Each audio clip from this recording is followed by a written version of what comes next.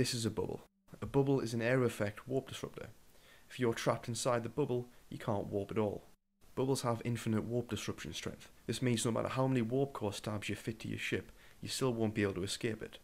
Some ship types, like interceptors and Tech 3 cruisers, are immune to warp bubbles. This means that they can warp out if they get trapped. There are currently 3 different ways to generate a bubble. The first way is with an anchorable module called a mobile warp disruptor. These disruptors come in 3 sizes, small, medium and large, which indicates the size of the bubble they produce. There are also Tech 2 variants available. You can also generate a bubble using an interdictor.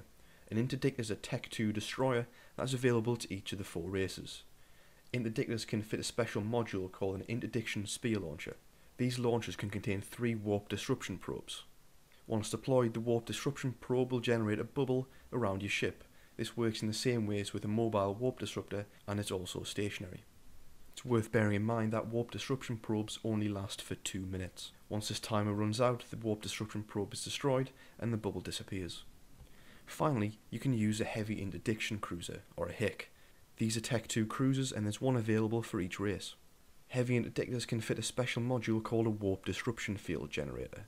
These are similar to interdiction sphere launchers, except they generate a permanent bubble around the ship. This means that when the warp disruption field generator is turned on, the bubble will move with your ship. Bear in mind, however, that when active, the WDFG will negatively affect your speed.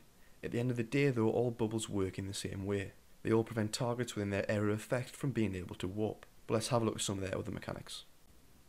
If a bubble is placed between 2 Celestials, any ships that are not immune to bubbles, warping from one of the Celestials to another, will be caught on the edge of the bubble.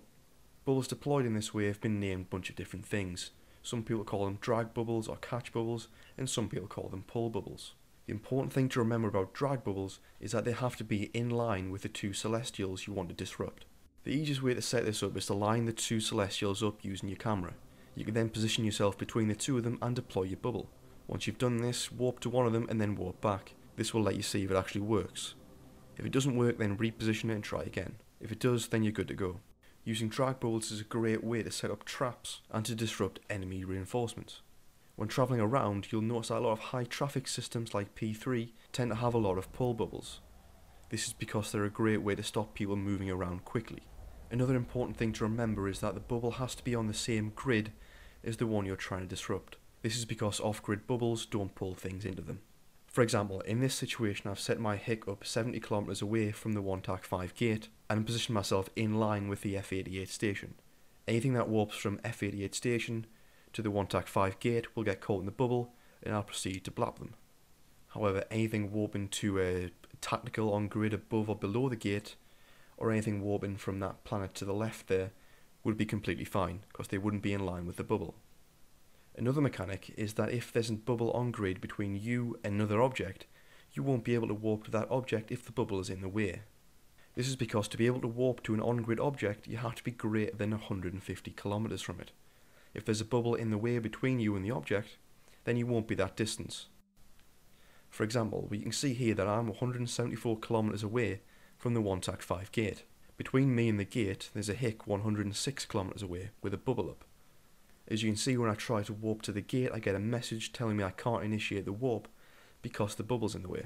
However, if you try to warp to an off-grid object when there's a bubble on grid between you and that object, you'll be able to warp through the bubble just fine. For example, here you can see that there's a HICTOR 182 kilometers away from me, in line with the FTAC-88 station. Here I'm able to warp to the F88 station and escape.